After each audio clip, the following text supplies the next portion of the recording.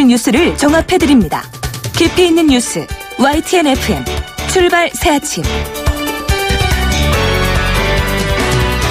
예, 오늘 아침은 날씨가 비교적 푹한 편이죠. 그런데 오후에는 오히려 체감 온도가 더 떨어진다고 하네요. 내일 아침 더 추워지기 때문이라고 하는데, 그러니까 지금만 생각하고 출근하지 마시고요.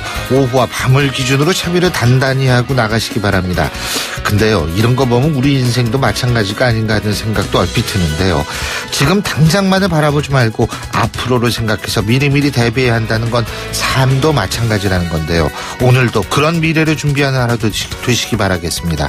신율의 출발 새 아침 3부 순서, 먼저 광고 듣고 오겠습니다.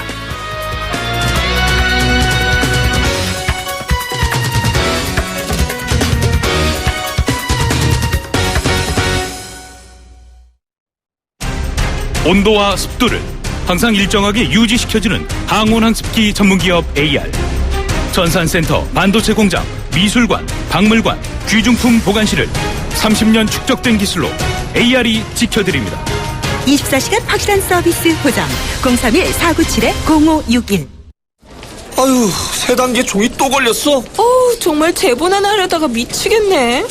내가 진작 현대오피스로 바꾸라니까. 오늘 다 날 셀 거야.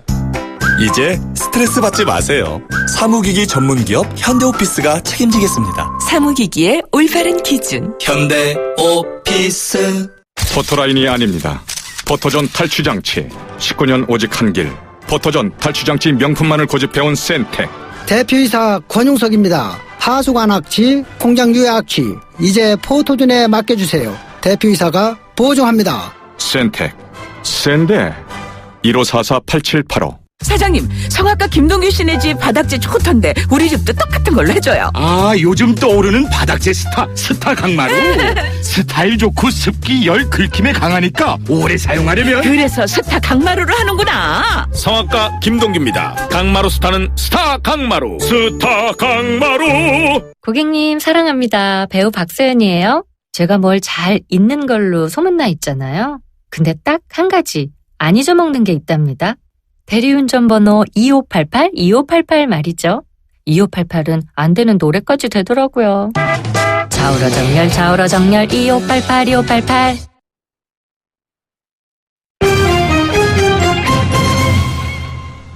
경제뉴스 알아보겠습니다. 한국경제신문의 정인설 기자 스튜디오에 직접 나와 있습니다. 어서 오십시오. 안녕하세요. 예. 자, 우리나라는 성장률을 지금 낮추기 바쁜데 일본은 성장률을 높여잡았네요. 네, 예? 닮았음 하는 건 안 닮고 안 닮았음 하는 게 닮죠. 글쎄 말이에요. 일본의 잃어버린 20년을 한국이 닮아간다 이런 IMF 보고서도 어제 있었는데 성장률은 일본이 올려가고 있어요. 그런데 한국은 반대로 뒷걸음질하고 있죠. 일본은행이 어제 올해 일본 경제 성장률 전망치를 1.3%에서 1.5%로 올렸습니다. 아베노믹스가 본격화된 2013년 이후 가장 높은 수치고요. 반대로 한국은 다 아실 거예요. 계속해서 내리기 바쁘죠. 3% 성장률이었던 2%로 다 낮췄고요. 그것도 더 낮춰야 된다라는 얘기까지 얘기하고 있습니다. 두 나라의 정치 상황도 지금 너무나 다르고요. 그렇죠. 그런 상황을 볼 때 참 우리도 뭔가 어떤 다른 전환점이 필요한 것 같습니다. 야, 이게 뭐 진짜 닮을 건 닮아야지 이게 닮지 말아야 될 거 자꾸 이런 식으로. 멕시코가 미국과 국경 장벽으로 갈등을 빚고 있는데 뭐 멕시코가 보복에 나섰는데 지금 이란도 보복에 나섰어요. 맞습니다. 그런데 뭐 찻잔 속에 뭐 태풍이 아니겠냐 이렇게 생각을 하는데 일단 멕시코가 할 수 있는 건 다 하는 거죠. 멕시코는 미국산 농축산물을 안 사겠다 이렇게 얘기를 하고 있는데요. 대신 브라질산이나 아르헨티나, 뭐 남미산을 먹겠다는 건데요.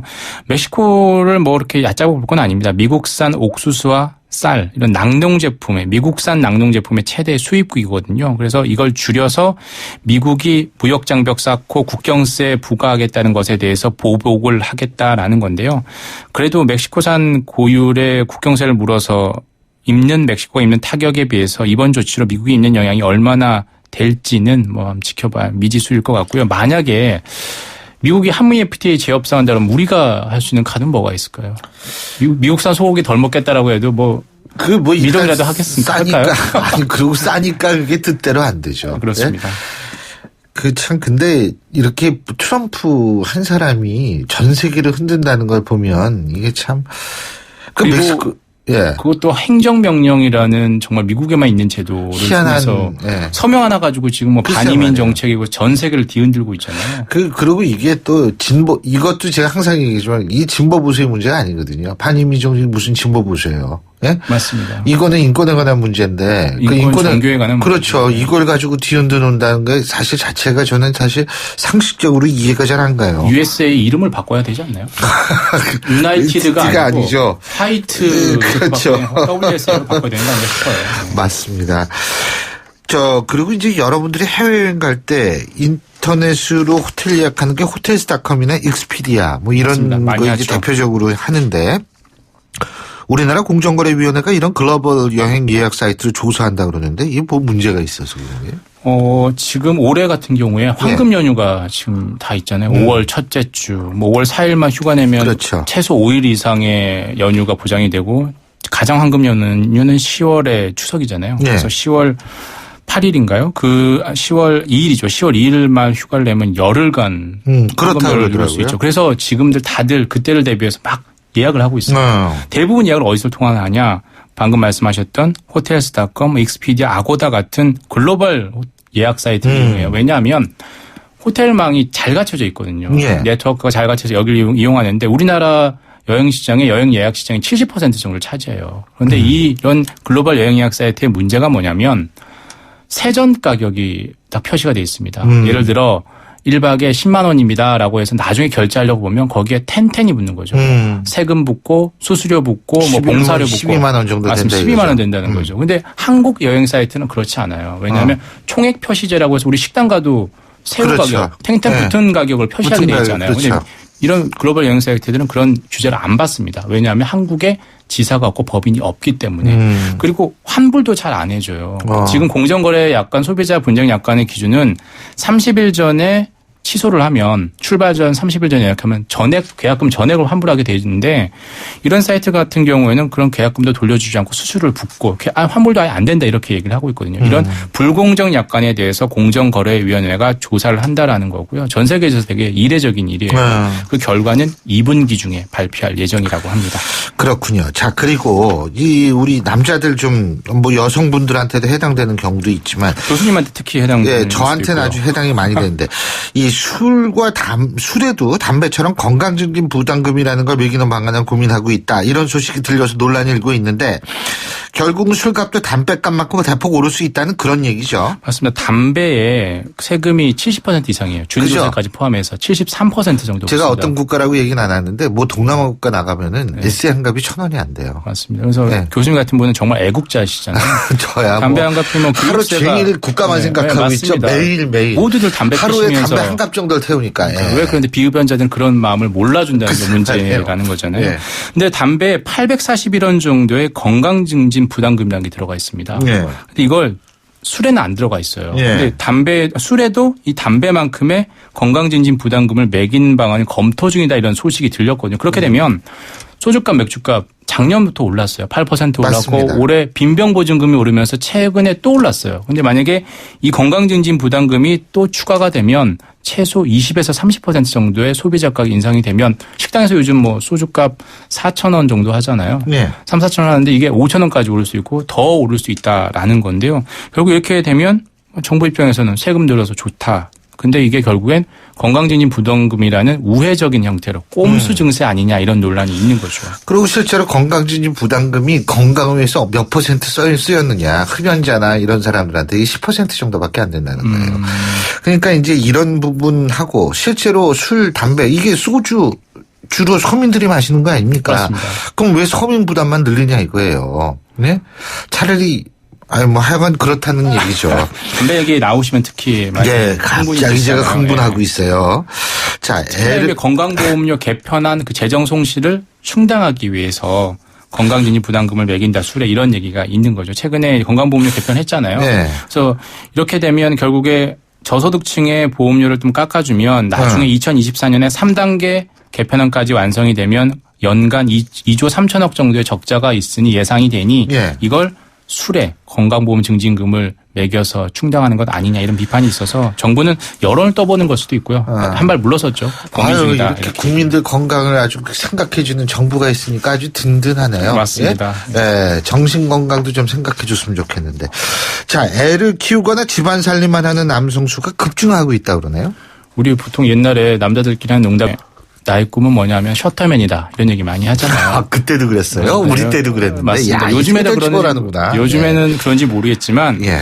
대부분 이제 아이를 돌보거나 집안 살림만 하는 진짜 셔터맨이죠. 이런 남성이 작년 말 기준으로 16만 1000명이었습니다. 예. 2010년 이후 가장 많았고요. 1년 전보다 7.3% 늘었습니다. 예. 근데 육아하고 그 가사 이걸 통계적으로는 어떻게 분류하냐면 초등학교 입학 전 아동을 돌보면 육아하는 사람 이렇게 되는 거고 초등학교 학생 이상의 자녀는 돌보면 이건 육아가 아니고 살림이다. 가사로 이렇게 분류를 합니다.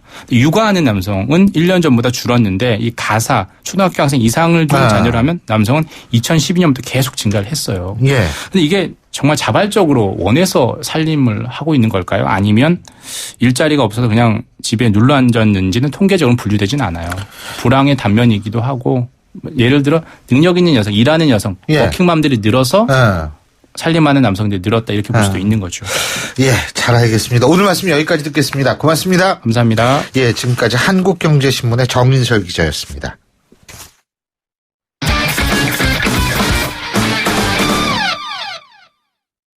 스포츠 소식 알아보겠습니다. 최동원 스포츠 평론가 전화 연결되어 있습니다. 안녕하십니까? 예, 안녕하세요. 예, 평창 동계올림픽이 1년 앞으로 다가왔는데 우려되는 부분이 많은 게 사실 아닙니까? 지금 최순실 맞습니다. 얘기까지 나오고 있는 상황에서 문체부에서 경기력 향상 지원단을 새로 출범시키고 예산을 대폭 늘렸다고 하네요. 말씀하신 대로 이 평창 동계올림픽, 올림픽에 대한 관심도 적고요. 또 이 기업 후원금 모집도 이 저조하고 경기장 사후 활용에 관한 뚜렷한 해법도 아직은 찾지 못하고 있는 실정이거든요. 예. 이 최순실 국정농단과 관련해서도 이 주무부처인 문체부가 휘청거리고 있죠. 그래서 올림픽 준비에 우려가 좀 높아지고 있는 상황인데 이 문체부가 평창 동계올림픽 경기력 향상 지원단을 새로 출범시키면서 이 분위기 잡기에 나섰습니다. 우리가 이 평창올림픽에서 메달 순위 4위를 목표로 하고 있거든요. 이 경기력 향상 지원단 출범과 함께 이 국가대표 훈련 지원을 위한 특별 예산을 지난해 274억 원에서 올해 337억 원으로 늘려서 대표 선수들에 대한 훈련을 지원할 계획입니다. 예. 자, 이 평창올림픽에서 성적을 내기 위해서는 선수들한테 대한 지원도 좀 늘려야 될 것 같고요. 그죠? 예. 그리고 귀화 선수들 많이 영입하고 있지 않습니까, 지금? 예. 그죠? 근데 루지에서 이 귀화한 아일랜드 프리슈 선수인가요? 아일랜드 프리슈 선수. 이름이 참 독특해서 발음이 잘 힘든데 이 세계 선수권 대회에서 성적이 좀 안 좋았던 모양이에요. 독일 출신이거든요. 루지 국가대표 아일랜드 프리슈 선수, 우리나라 대표팀으로 뛰고 있는 선수입니다.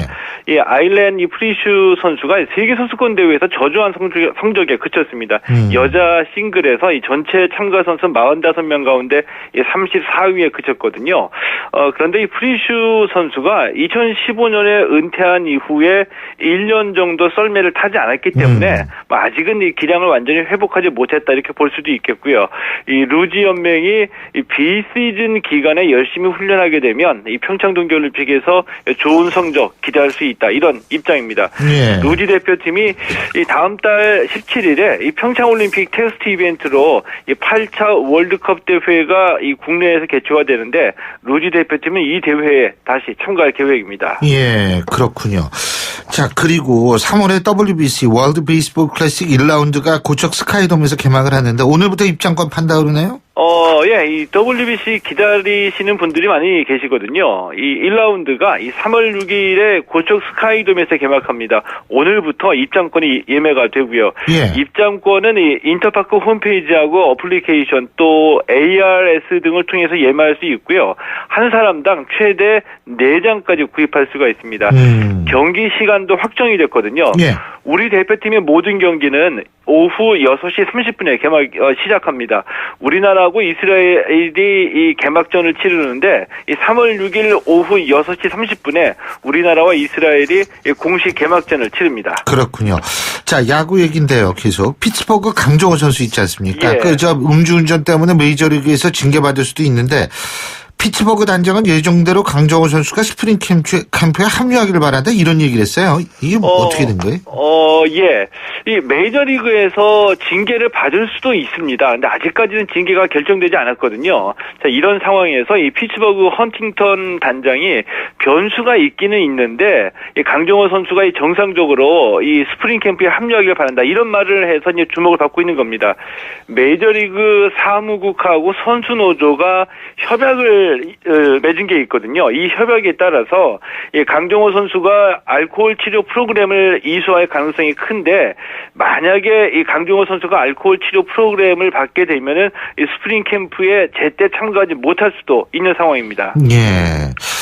자, 배구 얘기인데 프로배구에서는 한국전력이 삼성화재를 잡고 2연승을 올렸네요. 예? 이 한국전력이 어제 이 삼성화재를 3대1로 이기고 2연승을 올렸습니다. 예. 전반기에 잘 나가다 이 주춤하던 한국전력인데요. 자, 어제 승리로 이 3위 우리카드를 다시 승점 3점 차로 바짝 뒤쫓아갔고요. 현재 1위가 대한항공, 2위가 현대캐피탈, 3위가 우리카드, 4위가 한국전력인데 이 네 팀이 아주 이 치열한 순위 경쟁을 벌이고 있습니다. 예.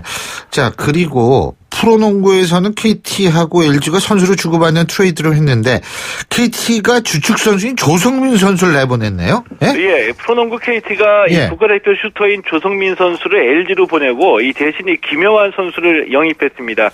김영환 선수와 함께 2017년 신인 선수 드래프트 1라운드 지명권을 함께 양도받았는데요. 이 KT에서 에이스로 활약했었거든요. 이 조성민 선수.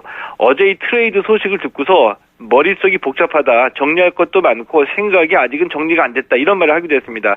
이 트레이드가 이 프로에서 늘상 있는 일이긴 한데 이 선수들로서는 당황스러울 수도 있거든요. 그러니까 대개의 경우에는 어느 날 갑자기 트레이드를 통보를 받고 통보받은 즉시 팀을 나와야지 되거든요. 이 선수들로서는 좀 씁쓸할 수밖에 없겠는데 하지만 이 프로 세계에서 언제든지 트레이드가 발생할 수 있기 때문에 이 선수 입장에서는 방출당했다고 생각하기보다는 새로운 기회를 잡았다 이렇게 판단하는 것이 좋을 것 같습니다. 잘 알겠습니다. 오늘 말씀 잘 들었습니다. 고맙습니다. 예, 고맙습니다. 예, 지금까지 최동훈 스포츠 평론가였고요. 신율의 출발 새 아침 3부 순서 여기서 줄입니다. 잠시 뒤 4부에서 뵙겠습니다. 안녕하세요. 배우 박하선입니다. 여러분은 겨울하면 어떤 것들이 생각나시나요? 소복이 쌓이는 눈, 따끈한 호빵, 포근한 이불 속에서 까먹는 귤은 생각만 해도 기분이 좋아집니다. 하지만 10살 은호는 난방비 걱정에 불도 떼지 못하고 낡은 집으로 스미는 칼바람과 혹독한 추위를 견뎌내야 합니다. 이 겨울이 우리 아이들에게만 유독 매섭게 느껴지지 않도록 월드비전과 함께 여러분의 따뜻한 사랑을 전해주세요. 후원 문의 1688-3570 1688-3570 YTN 라디오 캠페인 더 가까이. YTN 라디오 청취자 여러분 안녕하세요. 미녀 개그우먼 조이란입니다. 제가 중국에서 잠시 살았던 적이 있었는데요. 중국은 석탄을 기반으로 하는 중앙 난방을 하거든요. 이런 겨울철이 되면 석탄에서 발생하는 미세먼지 양이 급증한다고 합니다. 근데 귀국을 하고 보니까 이게 비단 중국만의 문제가 아니더라고요. 중국발 미세먼지가 우리나라 겨울철 공기에도 엄청난 영향을 주고 있더라고요. 그래서 저는 깔았습니다. 우리 동네 대기질이라고 하는 휴대전화 어플리케이션인데요. 실시간으로 우리 동네 미세먼지 정보를 확인할 수 있더라고요. 우리 동네 대기질 앱 요거 필수입니다. 필수. 외출하기 전에 대기 상태 먼저 체크하는 요 센스 기억하세요. 우리 동네 대기질 오마이 샤오신. YTN 라디오 캠페인 더 가까이. 한국환경공단과 함께합니다. 골프 장갑도 G맥스, 생산 장갑도 G맥스, 헬스 장갑도 G맥스, 가죽 장갑도 G맥스, 장갑하면 G맥스, 대한민국 우리 장갑 G맥스. 30년 한길 범양 글러브가 만듭니다. 글러브 맥스. G맥스. 한국어요? 어릴 적부터 엄마 손에 이끌려 한글 학교를 다녔어요. 그때는 싫었지만 이제는 감사해요. 그리고 한국어 하는 내가 자랑스러워요. 알고 계십니까? 전 세계 118개국 1,900여 개의 한글 학교에서 10만 명의 재외동포 아이들이 우리의 역사와 문화 그리고 한글을 배우고 있습니다. 그들이 어디에 있든 한민족이라는 뿌리를 잊지 않도록 재외동포 재단은 전 세계 한글 학교를 지원하고 있습니다. 720만 재외동포의 든든한 버팀목 재외동포 재단. 남친 폰도 여친 폰도 폰은 달라도 충전은 팝폰.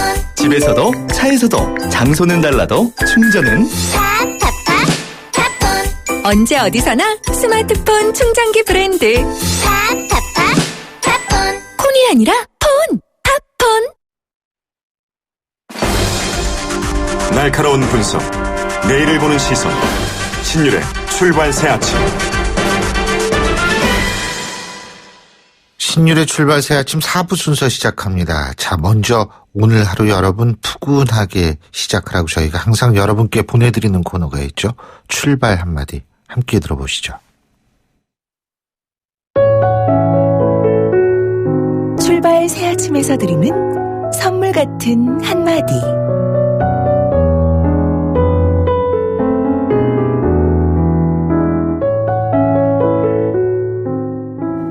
어떤 경우에는 내가 이 세상 앞에서 그저 한 사람에 불과하지만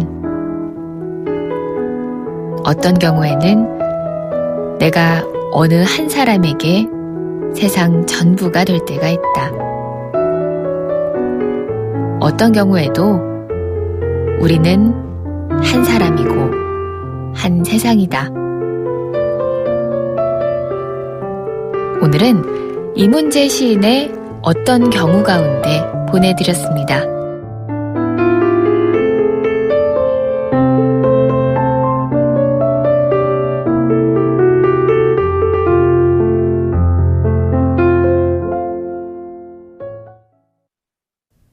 YTN 라디오 신율의 출발 새 아침.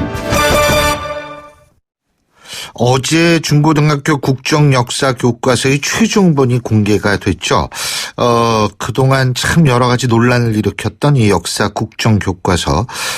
정치권은 물론이고 학교와 일반 국민들까지 지켜보자, 폐기하자 양쪽으로 나뉘어서 날선 공방 계속하고 있는데요. 자, 오늘은 일단은 한쪽 진영의 얘기 들어보겠습니다. 전국 시도교육감 협의회 회장을 맡고 계신 분이죠. 경기도의 이재정 교육감 전화 연결해서 입장 들어보겠습니다. 이재정 교육감님 안녕하십니까? 네, 안녕하세요. 예. 아유, 요새 바쁘시죠? 네, 그렇습니다. 자, 근데 어제 발표된 국정교과서 최종본, 교육부에서는 내용 크게 수정했다고 하는데 어떻게 보셨습니까? 의미가 없지 않겠습니까? 의미가 없다. 교육부가 최종본이 됐건 과거에 일단 발표한 예정본이 됐건 국정교과서에 대해서는 이미 정부가 포기한 거 아니에요? 왜냐면 2017년부터 쓰겠다고 그러다가 2018년도에 혼용으로 가겠다고 이미 한 것이 벌써 한 걸음 뒤로 물러난 거고요. 예. 두 번째로는 올바른 역사교과서로 주장하다가 이제는 올바른을 빼고 그냥 역사교과서라고 얘기하는데 결국 스스로 전 정부가 이건 포기한 게 아니냐 그렇게 판단합니다. 그러면은 포기를 했다라고 판단하시면 여기에 반대할 이유도 없으시겠네요. 사실 반대할 이유도 없죠 근데 이제 정부로서는 포기했다고 말할 수는 없잖아요, 차마. 예. 네. 그러니까 이걸 폐기한다 어쩐다 안 하고 예. 다음 정부에 일단 남긴 게 아니겠어요. 2018년도로 예. 넘긴 거로 보면. 예. 그러니까 우리가 이번 최종본에 대해서 큰 의미가 없다고 생각해요. 예, 그렇군요. 지금 말이에요. 교육부 같은 경우에는 하지만 포기했다라는 인상을 주지 않는 것이 만족스러운 평가를 내리고 있는 것 같아요. 국민 참여형 교과서다. 이런 얘기를 하는데 어떻게 보십니까? 근데 그 말은 정말 반대죠. 국민 비참여형 교과서죠. 왜요? 왜냐하면 이번에 앱에다가 이렇게 올려가지고 역사 교과서 네. 예정본을 그래서 의견을 들었다고 하는데 한 8천여 명 들어왔다고 그러는데 그 8천 명이 누군지 어떤 의견을 낸 건지 그런데 대한 발표도 전혀 없고요. 그 8,000명보다 훨씬 더 많은 전국의 역사 교과서, 역사 교사들, 역사 교수들, 역사 연구회, 이 시민사회단체, 이런 데가 거의 10만 명, 10몇만 명이 되는 사람이 반대를 했는데, 소위 전문가들이 다 반대했는데요. 네. 거기다 전국의 17개 교육감 가운데 14명의 교육감이 공동으로 수차례 반대하고 사용하지 않겠다는 의견을 분명히 말씀을 드렸고 밝혔는데 일부 몇 구절 수정했다고 해서 그게 무슨 의미가 있겠습니까? 자, 지금 말이에요. 교육부는 당장 3월부터 연구학교에서 시범적으로 국정교과서를 사용하게 한다는 거 아닙니까? 그죠? 그것도 교육부가 참난 이상하게 생각하는 것이 연구학교 지정은 교육감의 권한입니다. 네. 그 교육감이 연구학교가 필요하다면 하는 건데 교육부 지침 가운데 하나가 연구학교는 3년 주기로 해서 단위로 총량제로 운영하도록 되어 있어요. 네. 경기도 경우는 이미 연구학교를 101개를 유지하고 있어서 이 총량을 넘어가고 있습니다. 그렇게 되면. 그러니까 할 수가 없어요. 지금 하고 싶어도 교육부의 지침에 의해서 본다면. 근데 여기다 대고 또 연구학교를 하라고 그러면 이게 말이 안 되는 거죠. 예. 이 연구학교 지정은 전적으로 교육감의 권한입니다. 예. 근데 그게요, 제가 궁금한 게 교육부가 강요하면 어떻게 해요? 강요할 수가 없나요? 권한이기 때문에. 할 수가 없죠. 그건 강요하면 안 돼요. 어떤 불이익도 받을 수 있는 줄 수 있는 상황이 아니다. 그죠? 왜냐하면 이거 교과서를 이거 사용하는데 그 과정상 어떻게 이것이 잘 진행될 수가 있느냐 이 여부를 학교 현장에서 교사가 직접 시험해 보는 거거든요. 예. 교육부가 할 일이 아니죠. 지금 교과서 선택권은 학교에 있다. 이건 맞죠? 그건 맞습니다. 그건 맞죠.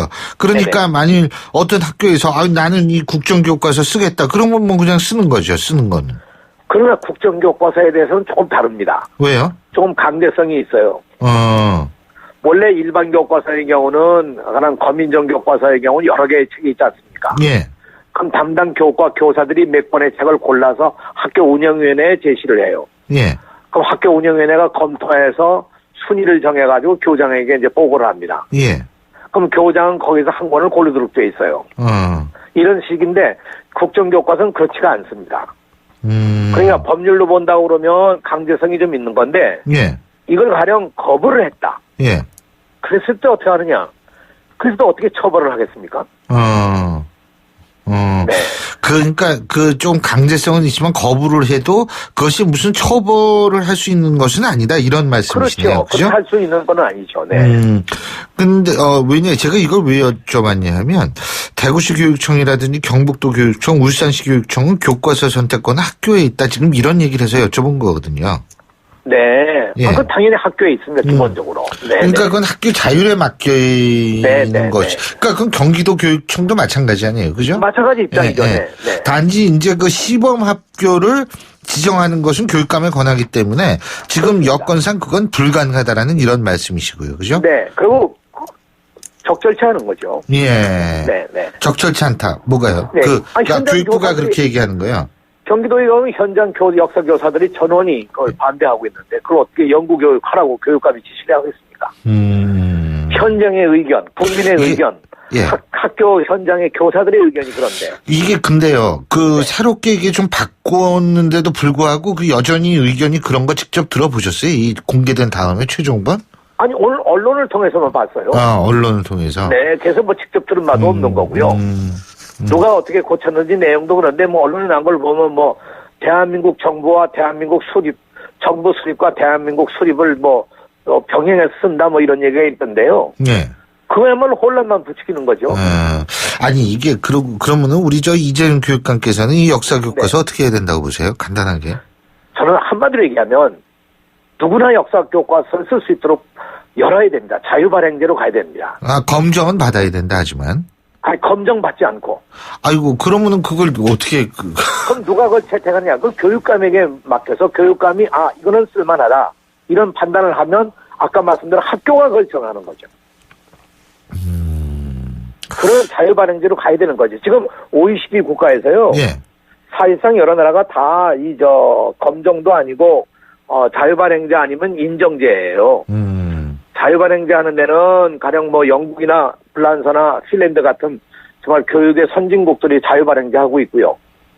미국이나 독일 같은 데가 인정제인데 인정제라고 하는 것은 국가가 무슨 뭐 검정 기준을 내가지고 검정하는 게 아니고 교육감이 이것은 교과서로 적절하다. 이렇게 여러 개의 교과서를 선택해서 그걸 갖다가 학교가 스스로 선택할 수 있도록 학교에다 권한을 주는 거죠. 근데 우리 그렇게 법에 되면은 맞는 거예요, 이것이. 우리 같은 입시제도 하에서 그게 가능하다고 보세요? 입시제도에서 정한 거는요.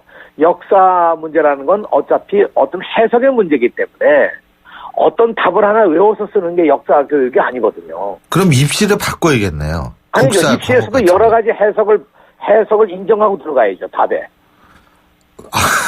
예. 단일한 해석만 요구하는 거. 지금같이 이렇게 수능 시험 이렇게 1, 2, 3, 4 찍는 게 그게 가능할까요? 그렇게 여러 가지 답이 있는데. 그러니까 그렇게 찍는 답을 요구하는 것이 그거 바꿔야 된다는 말씀이시죠? 이 시대 교육의 망친 하나의 주범입니다. 예.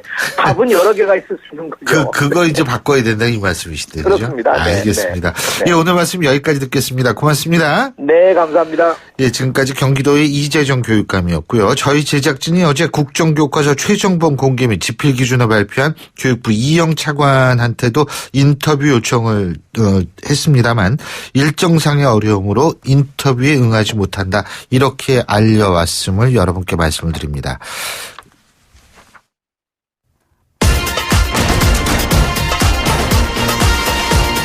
여러분이 지금 듣고 계신 주파수는 FM 94.5MHz입니다. YTN 뉴스 FM.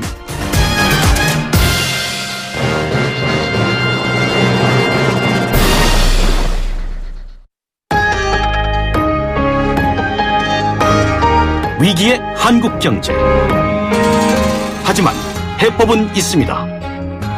우리 경제에 또 다른 도약을 준비하는 코너. 출발 새 아침 경제 빅 이슈.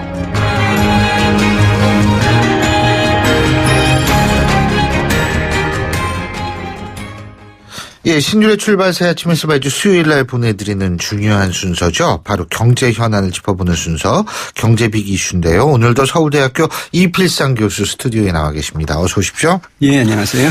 예, 요새 뭐 맨날 4차 산업혁명 이런 얘기들 많이 하는데 진짜 뭐 올해 뭐 세계적으로 4차 산업혁명이 본격화할 것이다 이런 전망이 나오는 모양이에요. 네. 그 4차 산업혁명이라는 것이 한마디로 말씀드리면은 인공지능혁명인데요. 작년 1월에 스위스 다보스 포럼에서 최대 화두로 떠올랐습니다. 그 이후에 세계 각국이 경쟁적으로 뛰어들면서 아주 급속도로 진행되고 있는데요. 그래서 올해 이 4차 산업혁명이 어느 나라에서 어떻게 일어날지 그 판도가 결정되는 중요한 한 해가 될 것 같습니다. 예. 이 4차 산업혁명은 기존의 산업혁명과는 차원이 다릅니다. 1차, 2차 산업, 3차 산업혁명은 전기기관 발명, 전기 발명, 정보통신혁명 뭐 이런 것들이었는데요. 이 혁명들은 사람의 물건을 만드는데 기계가 사람의 손을 대체하는 그런 혁명이다 이렇게 볼 수가 있습니다. 그런데 4차 산업혁명은 인공지능 발전 때문에 나타나는 혁명이기 때문에 기계가 인간의 손을 대체하는 것이 아니라 아예 기계가 인간의 두뇌를 대체하는 그런 혁명이라는 것이거든요. 그래서 이 4차 산업혁명에서 나타난 아주 두드러진 현상이 일자리 개념이 바뀌는 겁니다. 공장 근로자는 물론이지만은 의사, 약사, 판사, 변호사 같은 전문직도 로봇가. 교수를 빼뜨렸습니다. 교수도 마찬가지입니다. 예. 빼뜨렸습니다. 예. 그러니까 로봇가 일을 이제 더 잘하니까 이제 결국 그 대체를 하는 그런 어떤 이제 혁명이다 이렇게 볼 수가 있는데요. 예. 지금 추세로 나가면은 2030년이면 그러니까 13년 후입니다. 기존의 일자리의 절반은 없어질 거다 이런 어떤 분석이 나오겠습니다. 이렇게 되니까 경제 체제, 사회 구조, 정치 행태, 문화 발전 이런 것이 모두 변하는 그런 어떤 천지개벽 같은 변화를 이렇게 볼 수가 있습니다. 교수님, 이게 우리나라 성장 잠재력이 많이 없어졌다 이러는데 이게 일자리가 없어지는 이런 4차 산업혁명이 그러면 우리 경제한테 기회입니까? 아닙니까? 이게 우리는 실업률도 높아가지고 이게 참 골치 아픈데 이게 지금 우리 경제 보면 무엇을 먹고 사나 지금 근본적인 문제에 봉착하고 있고요. 또 우리 경제로 봐서는 이제 가장 중요한 결국은 그 자원이 인적 자원이거든요. 그러니까 기회로 봐야 할 것 같습니다. 근데 그러니까 인적 자원을 보통 그래서 아티피셜 인텔리전스는 인공지능을 만들어내게 사람이 만드는 거니까. 네, 그걸 사람이 만드니까 그쪽으로 우리가 이제 산업을 방향을 틀어야 된다. 그렇습니다. 예. 근데 우리 경제는 산업혁명이라는 차원에서 보면요. 아직도 70년대, 80년대 만든 그 아날로그 체제를 그대로 유지하고 있다는 겁니다. 근데 그 체제가 벌써 수명을 다 했는데 특히 이제 중국 경제가 따라잡아서 완전히 발목이 잡힌 상태죠. 더 문제는 최근에 미국이 보호무역주의를 강화하면서 미국과 중국의 무역 전쟁이 지금 폭풍 전야거든요. 자칫하면은 우리 경제가 결국 이제 전쟁 포로 상태가 돼서 전쟁터로 변할 수 있다. 그럼 경제가 황폐할 가능성도 배제할 수 없다는 겁니다. 이렇게 보면은 4차 산업혁명을 빨리 일으키자. 그래서 이 전쟁의 돌파구에서 빨리 벗어나서 앞서가자. 이렇게 본다면 이제 생존의 돌파구다 이렇게 볼 수 있다는 겁니다. 근데 이제 4차 산업혁명은 따로 일어나는 것이 아니라요. 기존의 제조업과 결부해서 일어난다. 아주 중요한 사실인데요. 최근에 진행되는 그 4차 산업혁명 보면요. 자동차가 혼자 가는 무인 자동차, 모든 시설이 스스로 움직이는 사물 인터넷, 사람 대신 공장에서 이제 노동을 하는 로봇, 과거 자료를 분석해서 제품을 만드는 빅데이터 뭐 등등인데 이렇게 보면은 이제 기존의 제조업의 4차 산업혁명의 기술을 불어넣는 그런 혁명이다 이렇게 볼 수가 있는데 그렇게 보면 우리나라도 희망이 있다는 겁니다. 왜냐하면 제조업의 기반이 아직은 튼튼하기 때문에요. 근데 특히 1990년대 이후에 우리나라는 IT 산업이 상당히 발달돼 있습니다. 예. 그러니까 잘만 융합만 하면은 우리 경제도 성장이 있다. 그러니까 지금 세계 경제는 물론이지만 우리 경제가 지금 완전히 앞에 안 보이는 깜깜한 상태인데 빨리 4차 산업혁명 길 찾아서 헤쳐나가자 이렇게 볼 수 있다는 거죠. 지금 선진국들은 어떻게 대비하고 있습니까? 4차 산업혁명의 시작은 미국이라고 볼 수가 있는데요. 미국은 2011년에 스마트 제조라는 이제 정책을 펴면서 인공지능과 빅데이터를 통해서 제조업을 지능화하고 있습니다. 그다음에 독일은 2013년 인더스트리 4.0이라는 혁신 전략을 이제 추진하고 있는데요. 그래서 자율 주행차라든가 사물 인터넷 이런 걸 집중적으로 개발하고 있습니다. 그다음에 중국은 2015년에 중국 제조 2025라는 정책을 정부가 내놓고 펴고 있습니다. 그래서 4차 산업을 적극적으로 육성하고 있는데요. IT, 신소재, 바이오, 로봇, 항공우주 등 10개 분야에 집중 투자하고 있는데 상당히 무서운 투자라고 볼 수가 있습니다. 우리나라도 여기에 이제 분주하게 움직이는 건 사실입니다. 현대자동차가 무인 자동차를 개발하고 있고요. LG와 SK가 전기차 배터리를 만들고 있고요. 롯데가 빅데이터 분석 시스템을 구축하는 등 우리나라 기업들도 여러 가지 노력을 하고 있는 건 사실입니다. 근데 지금 4차 산업혁명 우리나라 준비 수준이 세계 25위라고 그러더라고요. 네. 그 스위스 열심히 노력을 하는데 왜 그래요 이게? 굉장히 부족한 것이죠. 스위스의 UBS라는 그 대표적인 은행이 있는데 그 은행이 작년 1월에 세계경제 포럼에서 발표한 내용입니다. 우리나라의 4차 산업혁명 준비 수준이 세계 25위라는 건데요. 세계 무역 8대 국가거든요 우리나라가. 그런데 그 산업혁명 수준이 25위다.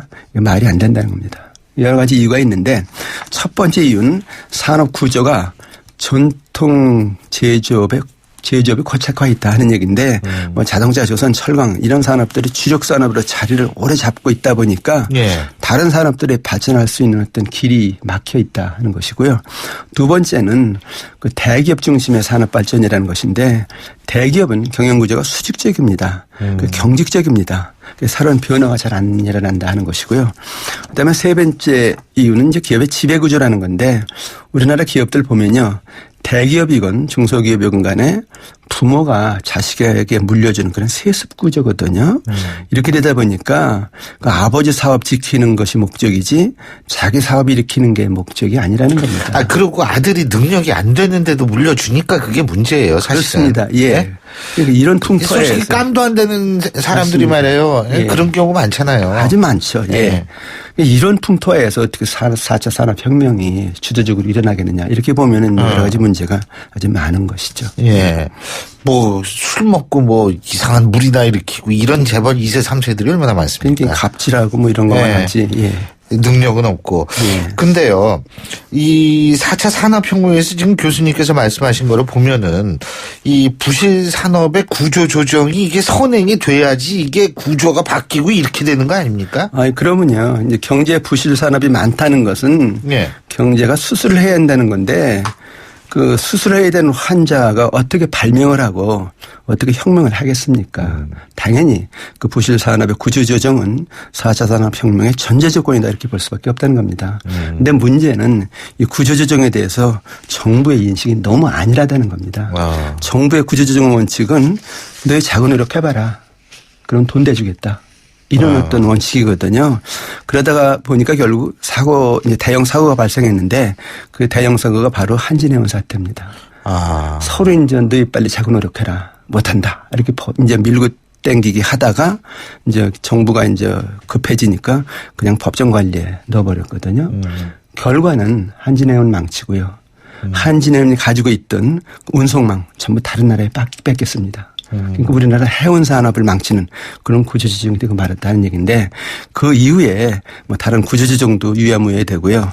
특히 최순실 사태가 터지면서 지금 국정 공백이 오니까 구조조정은 사실상 중단 상태다 이렇게 볼 수가 있는데 지금 세계 경제는 한시가 바삐 움직이고 있는데 이러고 있으니까 참 걱정이 크다 이렇게 볼 수 있습니다. 지금 교수님께서 말씀하신 건 이제 국가 차원에서 이 구조조정, 이 산업의 구조조정 문제고 근데 기업 차원에서도 해야 될 게 많을 것 같아요. 예, 기업들이 우선 바뀌어야 되죠. 이제 가장 중요한 것이 사업 구조를 빨리 바꾸라는 겁니다. 기존 사업에 계속 매달려 있지 말고 그걸 빨리 탈피하라 하는 얘기인데 그래서 4차 산업혁명에 맞는 새로운 산업 구조를 자꾸 만들어 가라는 겁니다. 그러기 위해서는 기업들마다 이제 연구개발 투자를 많이 해야 되겠죠. 두 번째는 인력 구조를 개편하라는 건데 지금 현재 인력 구조를 좀 교육을 시키든가 훈련시키든가 해서 4차 산업혁명에 맞는 인력 구조로 만들고 특히 청년들 많이 고용하라는 겁니다. 이 사람들이 결국 4차 산업의 주인공들이거든요. 그래서 이제 가급적이면 인력 구조를 빨리 바꿔나가는 그런 노력을 하라는 것이고요. 세 번째 중요한 것은 기업 문화를 바꿔야 됩니다. 우리나라 기업 문화는 황제식 경영입니다. 그래서 위에서 지시하면 밑에서 따르는 그런 기업 문화인데 이런 기업 문화 가지고는 혁명은 안 일어난다는 것이죠.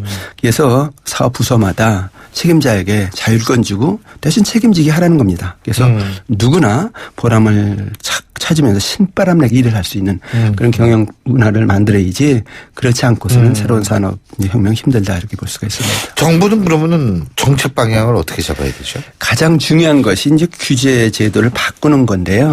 규제 제도는 두 가지가 있어요. 하나는 포지티브 시스템이라는 것이고 하나는 네거티브 시스템이라는 건데 이 포지티브 시스템이라는 것은 이러이러한 것들은 되고 나머지는 다 안 된다. 이런 건데 우리나라가 지금 채용하고 있는 그 시스템이 포지티브 시스템입니다. 근데 네거티브 시스템은 뭐냐면 요것만 하면 하지 않으면 된다. 요것만 빼면 다 된다는 것이거든요. 근데 포지티브 시스템이 뭐냐면은 이런 것만 해라 나머지는 안 된다 이렇게 되니까 새로운 걸 시도를 못하게 봉쇄를 한다는 겁니다. 규제 제도 하여튼 개념 자체가 바뀌어야 된다는 겁니다. 그래서 이 산업혁명이라는 것이 새로운 걸 찾아내야 되는데 무조건 뭐 다른 건 안 된다 이렇게 되니까 그래 요런 것만 빼고 나머지 다 된다. 이런 네거티브 시스템으로 바꾸는 게 아주 근본적으로 필요하다. 뭐 이렇게 볼 수가 있고요. 특히 이제 R&D 같은 것도 지금 뭐 그 규모로 보면은 GDP 대비 세계 1위거든요. 한 66조 원 됐는데 이것도 그냥 어떻게든지 돈만 뿌리고 있지 제대로 효과가 있는 어떤 R&D를 못 하겠다. 그래서 R&D 정책도 좀 수술을 해라. 뭐 이렇게 볼 수가 있습니다. 알겠습니다. 오늘 말씀 잘 들었습니다. 고맙습니다. 네, 감사합니다. 지금까지 서울대학교 이필상 교수와 함께했고요. 신율의 출발 새 아침 수요일 순서 여기서 모두 줄이겠습니다. 여러분 오늘 하루도 정말 뜻깊은 하루 되시길 바라겠고요. 전 내일 아침 7시 15분에 다시 오겠습니다. 신율이었습니다. 고맙습니다.